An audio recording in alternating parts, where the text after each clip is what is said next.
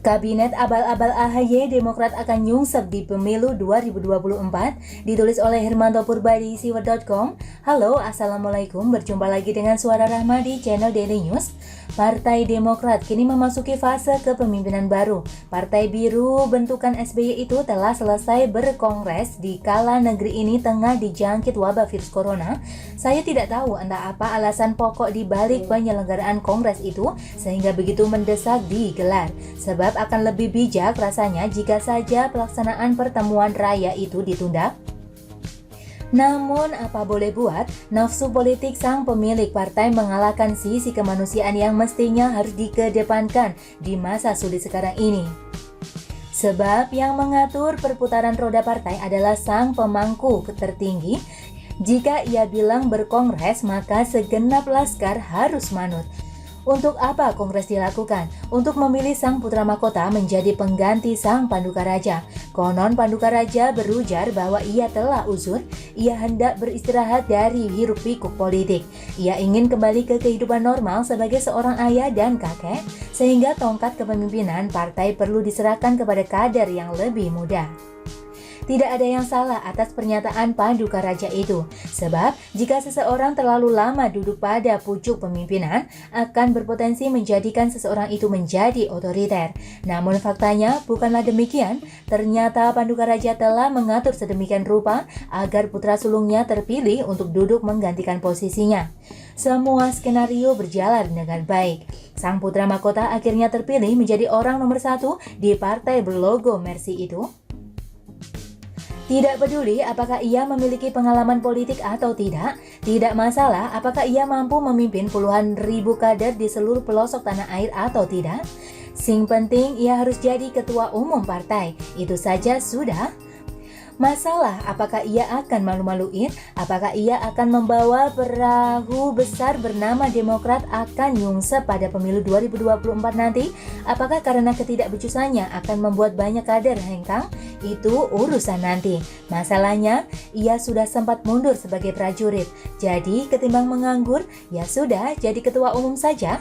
Jadi calon gubernur sudah pernah, ia gagal total. Nama besar SBY ternyata tidak mampu mendongkrak elektabilitasnya. Ia hanya finish di urutan ketiga. Jadi ketua Kogasma pemilu 2019 juga sudah. Apa yang terjadi? Partai Demokrat hanya mampu bertengger di posisi ketujuh, melorot jauh ketimbang hasil pemilu 2014 yang mampu menempati posisi keempat. Sekarang jadi ketua umum Partai Demokrat. Prediksi saya melihat tren pencapaian AHY selama ini, pasca ia memutuskan berkarir di dunia politik, pemilu 2024 akan menjadi pemilu terakhir bagi Demokrat, sebab akan teramat sulit rasanya bagi partai itu untuk lolos ambang batas parlemen. Saya justru lebih menjagokan PSI menjadi peserta baru di Senayan. Konon lagi setelah AHY mengumumkan kabinet barunya, semakin bertambahlah rasa pesimis saya atas masa depan Demokrat. Saya coba mencari tahu track record struktur DPP yang ia baru umumkan. Wah, saya menemukan fakta yang teramat mencengangkan. Sebagian besar di antara nama-nama itu ternyata pernah berurusan dengan KPK. Saya coba jabarkan secara singkat hasil penelusuran saya terhadap nama-nama pejabat partai yang baru saja disampaikan ke publik itu. Ringkasnya begini, sebagian besar nama-nama tersebut pernah berurusan dengan KPK. Bahkan ada beberapa di antaranya yang harus berkali-kali diperiksa oleh penyidik KPK untuk dimintai keterangan. Beni Kaharman, wakil ketua umum Partai Demokrat yang baru itu misalnya, ia pernah dipanggil oleh KPK sebagai saksi atas kasus korupsi simulator SIM yang melibatkan mantan Kakor Lantas Polri Irjen Pol Joko Susilo. Sebagai mantan ketua Komisi 3 DPR, ia diduga mengetahui seluk-beluk terjadinya kasus korupsi yang merugikan negara lebih dari 121 miliar itu. Begitupun dengan Edi Baskoro Yudhoyono, Ibas, adik kandung AHY. Anas Urbaningrum beberapa kali menyebut bahwa Ibas memiliki peran sentral dalam kasus korupsi proyek Hambalang, bukan hanya Anas. Nazarudin juga tidak kalah lantang bersuara. Ia menyebut bahwa Ibas terlibat dalam kasus korupsi Wisma Atlet Palembang dan proyek EKTP. Tapi hukum sepertinya hanya tajam ke bawah tapi tumpul ke atas. Setidaknya hingga saat ini Ibas aman-aman saja, ia seperti tidak tersetrum hukum. Apakah karena ia anak mantan presiden?